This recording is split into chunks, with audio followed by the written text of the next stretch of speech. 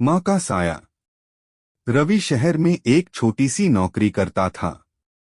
सुबह भागदौड़, शाम थकान और रात अकेलापन, यही उसकी जिंदगी बन चुकी थी। गांव से शहर आए उसे 5 साल हो गए थे, लेकिन इन 5 सालों में उसने सबसे ज्यादा जिस चीज को खोया था वह था माँ का साया।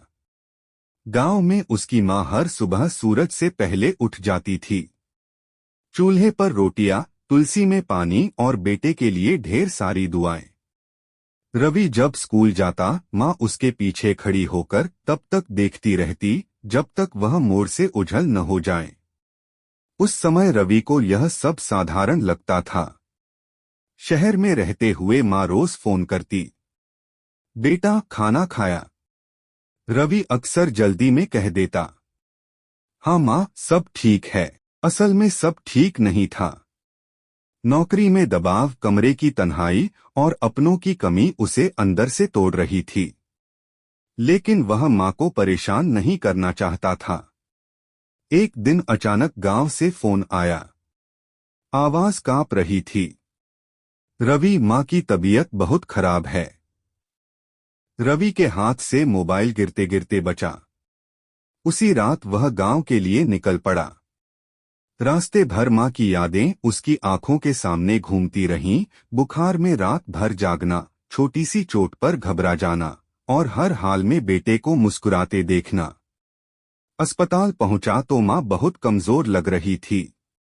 आंखें बंद थीं, सांसें धीमी। रवि ने कांपते हाथों से माँ का हाथ थामा।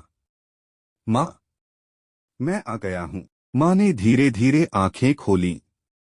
होठों पर हल्की सी मुस्कान आ गई। मेरा बेटा, मुझे पता था तू आएगा। रवि फूट फूट कर रो पड़ा। माँ मुझे माफ कर दो, मैं आपके पास नहीं था।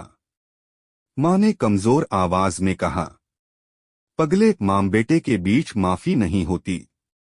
तू खुश रहे, बस यही मेरी दुआ है। कुछ घंटों बाद माँ हमेशा के लिए सो गई। कमरे में सन्नाटा छा गया। रवि को लगा जैसे उसकी दुनिया उजड़ गई हो। अंतिम संस्कार के बाद जब वह माँ के कमरे में गया तो तकिए के नीचे एक पुराना कागज मिला।